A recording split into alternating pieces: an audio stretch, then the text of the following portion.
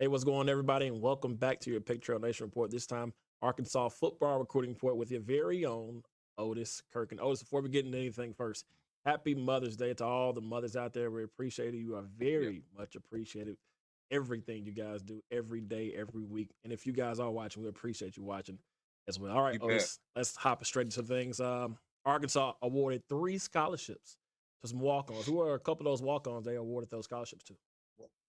Jackson Woodard's is a redshirt sophomore linebacker that I really like. CJ. I mean, I saw him in high school at Little Rock Christian. Really impressed. Harper Cole is a redshirt sophomore wide receiver from up in Illinois. Tell you what, I saw him have a circus catch over one of the last practices, not that last scrimmage, Mhm. but I think it was that week though. He made Malik Hornsby threw him a pass. He went in the end zone and made a circus catch to get it. And I'll tell you about Harper Cole too. He's been back there. Bryce Thompson has been getting most of the punt return snap first team, but Harper's right behind him back there getting those punt return snaps. So if something happens, Bryce gets hurt or whatever, Harper's right there to also maybe be your punt returner. It kind of reminds me of the kid last year, Parodi, Nathan Parodi that returned him. But Harper Cole got a scholarship. And then the last was Nathan Bax, a big transfer. He's been here a couple of years, but he transferred originally from Illinois State to Arkansas. He's from up in Jefferson City, Missouri. But he, like I say, he's been here a couple of years, so he's not really just a recent transfer. But Nathan's about, oh man, he's about 250, 260-pound tight end. Came here as a walk-on and earned that scholarship. And when I asked Coach Browse about the tight ends back at spring practice, one time we got him.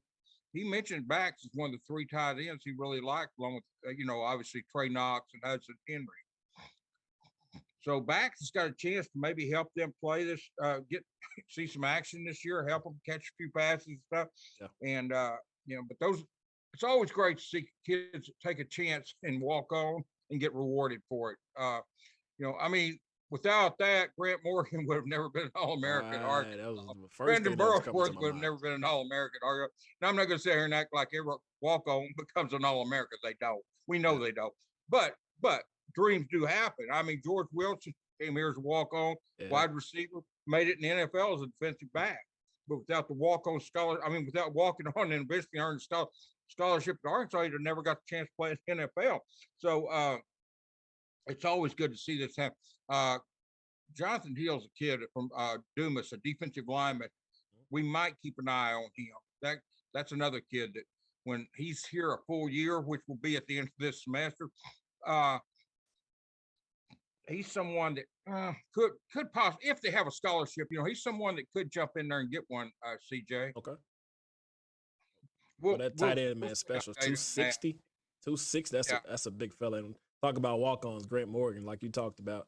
He's special. He's in a different tax bracket by himself. I mean, he has a chance to play with the Jaguars right now in the NFL, so he's doing some special things. Yeah, and that was my point. If these kids don't get the scholarship they want out of high school, and you say, "I'm not going to college, I didn't get or I'm not going to play football," then they don't get the dreams of becoming an All-American, coming to NFL, or just having a great career at the school. You don't have to be an All-American. Yeah. So I mean, I love to see walk-ons do that and try and get rewarded for it. And we know everybody doesn't, but a lot of them do, and it shows determination on their part.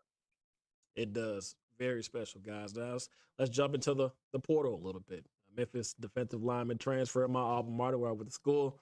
Yes, everybody, I'm a Tiger, but I'm also a Razorback. Now, Morris Joseph Jr., he made a visit last week. Did he like that visit? Did he get an offer? What happened in that visit when he came to the University of Arkansas? He's committed to Georgia Tech, and Arkansas jumped in a little late on him, 6'2", 275. So I can't say Arkansas. You can't ever say never in recruiting. You don't want to ever say never, because as soon as you say it, we'll be off the show in 5 minutes. You'll commit to Arkansas. So you never say never, but I don't think I think he's going to go ahead and go to Georgia Tech. And I'll say this: I've got a friend that was at Memphis, been on the staff there for a while, and he told me Joseph was their best defensive player, and so this kid, would have been a great pickup for Arkansas. Still would be if they get him. I don't think it's going to happen. I do have an update though on Jordan Dominic. someone who signed with Arkansas Okay. and from Georgia Tech, and he's done his last class there. He's graduated. He texted me and told me that he already has his apartment here, and he'll be moving here no later than the 30th of this month, May. So he's on his way. Well, he's going to be on his way soon, and he's already got his apartment here. I've heard some people saying, I hope they were getting nervous about him doing. He went on a visit during spring break, and it was it was something to do. It was not. He wasn't going to UCF or anywhere else, but he's already got his apartment here, and he'll be here. He told me no later than the 30th. So he doesn't know exact day, right, but he knows he'll be here by then. But he has already got his apartment in place here, so he's going to be a dandy for the Razorbacks. Jordan is, they waited on this transfer portal. They've got 2 scholarships left, and they want a defensive lineman, and they're going to take another. They're going to get another interior defensive lineman. If it's not Joseph, it'll be someone else. We talked about the Hampton kid from Arkansas State but they're going to get another one. Because the portal is basically, the portal's not closed, but they had to be in there by May the 1st to be eligible to play this fall. So whoever's in there by May the 1st is who they're going to go and get another one, and then probably a wide receiver with the other one. But if they don't find the wide receiver they want, they might just take the best available athlete. But anyway, you want to get that because Tarian Carter had an injury on the 3rd play. We saw that over at the spring game.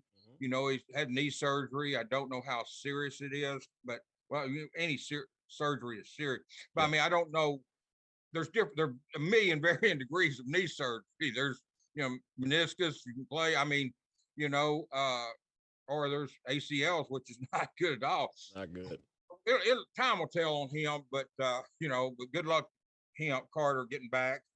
But they're going to go for another interior defensive lineman. I don't want to say defense. I think I said defensive lineman. It's going to be an interior one because you've got Dominic, you've got Landon Jackson at the ends, and you've got the Hampton kid from Arkansas State. So you want one more interior defensive lineman. That's a priority in this recruiting class, CJ.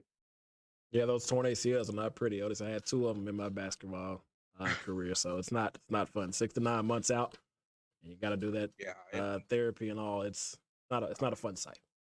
Yeah, that's about the only injury I haven't had. I've had 3 knee surgeries, but none of them were ACL. Yeah. I've had ruptured Achilles, torn rotator. I was with Eric. I ruptured Achilles is pretty tough too. On that torn rotator, it was a broken ankle on both sides. So I've been through a lot of it, man. I've seen some people do some therapy on torn rotator cuffs, and it looks like the therapy hurts. It does. Well, it did. It was. I'm gonna tell you, man. I know we're getting off, but I'm gonna be quick. The torn rotator cuff was worse than the ruptured Achilles or the broken ankle, which was broken on both sides. I'm serious. For me, that was the worst of the 3 injuries. The knee surgery were nothing. I mean, I bought crutches the first time, never even used them until I broke my ankle. So I never used them on any of the knee surgery. But that torn rotator cuff was brutal, man. I mean, no, it wasn't pretty. Every time I went in there, it was like the same guy with this rotator cuff. It was crazy. All right, let's get back on the subject. Spring games. We had a spring football game here a couple weeks ago for the Arkansas Razorbacks that was moved inside because of the weather. Now it's time for high schools to have their spring games. Who are you looking forward to seeing these spring games, Otis? Well, I'm looking. They're starting in the next week, 2 weeks, and I know Greenwood will have one on May the 26th. We talked about the kids down there. The Kane Archers, the Cody Taylors and those kids, and the other Archer kids. So we've got those, and then Little Rock Christian's got one coming up this week, pretty soon. And then, of course, I'm gonna find out when Bentonville West has theirs. But if anyone's wanting a football fix, you're not getting to see football. There's gonna be high school football games all over Arkansas, and not just Arkansas, but other in the next week and 2. And so try to get out, see those. You can watch prospects, Bentonville's up here got Joey Sue, So, I mean, Greenwood has the kids we talked about. So it's just good to get out and watch some high school football. I'm going to be out there. And like I said, that Greenwood game is the night before they let out for school the next day. So those kids are going to be fired up to play that game, They're gonna be ready they get out of school the next day. So they're going to be happy to get out of there. So, and I don't blame them. But anyway, but yeah, that's something that these spring games are a chance to watch a particular prospect, because your team's gonna win if you got a kid on the Greenwood or Bentonville West or Bentonville team. That your team, your kid's gonna win. But this is a chance to watch some individual prospects. And I tell you what, I've been up to Bentonville and watched Joey Sue, and that kid, he's way underrated. I've been hearing about him. He's the real deal. I heard he's underrated, CJ, with the recruiting services. Yeah. Yeah, I have to sit down and watch him play. I've heard some things about him here and there, like even like at the Arkansas practice. I'm gonna have to sit down and watch him play. I heard he's very special. He's real. He's like I said, he's, for some reason, I don't know why, he's underrated. Maybe because he moved from California to Arkansas, he lost some contacts along recruiting services, didn't see him or something. But whatever the reason, that kid's real deal. I don't care if he's a 1 star or 100 stars. He can flat play. He's good. We'll get a look at him for sure. In California to Arkansas, that is a big jump. But I'm sure he'll hop back in the rankings. All right, but last but not least, the Razorbacks have a tougher non-conference schedule coming up this year, Otis. We were talking about it when the schedule came out, and they got a team that were in the football playoffs last year, 13-1. Cincinnati coming in here, and Missouri State, they were 8-4. BYU were 10-3. Liberty coming in. It's going to be a tough non-conference schedule. Yeah, thank goodness. If you're a Razorback fan, Cincinnati and Liberty lost key players to the NFL. I mean, both of them lost their quarterbacks and some other players. Cincinnati had a player named Kobe Bryant goes to the NFL. But, they took some hits, but don't let that fool you. Those teams are still good, and they do the same thing Arkansas does, just like these other schools. They hit the transfer portal. Reload. So you're not talking about, well, these are kids that never played. Every school out there, you do it. And then Bobby Petrino with Missouri State, they went to the first round of the FCS playoffs, lost. Oh man, I think it's about one or 2 points. CJ, it was close. I think it was 1 point, maybe two. Close game. BYU is going to be out at Provo, and that I'm going to tell you, SEC, not even the SEC aside, that may be the toughest game on Arkansas' schedule, man. I know that sounds crazy, and I almost didn't say it because it sounds crazy to say when Arkansas's got to go to some of these brutal SEC schools. Yeah, they do. And I don't mean disrespect anybody in the SEC, but it's just that's a different. Just like when I went out to Colorado State 3 or 4 years ago, we were talking off there about that. I went to Fort Collins. It's just different playing at Provo, Utah. Arkansas's played. Look, they played at Auburn. Right. They played at Starkville. It's tough. It's real tough. But they played there, so they're familiar with it, but Provo, Utah is just different. And that's why I say BYU is just going to be a dangerous opponent, man. That's a game on the schedule. You just hope, if somehow they can win that. But they went 4-0 last year, and most people didn't give them a chance against Texas last year, here in Fayetteville. And they won that game handily. So I'm not saying that BYU beat them. I'm just saying when you consider they've got to go to Provo, Utah, and everything else, that may be the toughest game on the schedule. I mean, because like I said, they've been to all these SEC schools. By the way, these other 3 games that we talked about, Cincinnati on September 3rd, Missouri State on the 17th of September, and then Liberty in November. Those will all be in Fayetteville. So fans all on the hill. That's going to be it's going to be tough. It's going to be a lot of fans at those games. I bet that Cincinnati game is rocking because they've already, some people in Vegas that stadium's going to be rocking. They've made Cincinnati the favorite in that game, and I think Arkansas already. Yeah, and I think Arkansas will beat them. And I don't even think it'll be an upset. And I'm not disrespecting Cincinnati. I think they're very good, and like I said, they're going to reload. They're not going to. Nobody. The top teams now don't rebuild; they reload. That's what Arkansas did. Yep. They had some a couple of key players, 2 or 3 key players. Excuse me, hit the portal. They just went and got somebody to replace them from the portal. So that's cut out a lot of this rebuilding. But Cincinnati will be good. But nevertheless, I really think it's going to be hard for them to come in here and beat the Hogs in Fayetteville on that season opener. KJ and it's definitely going to be hard.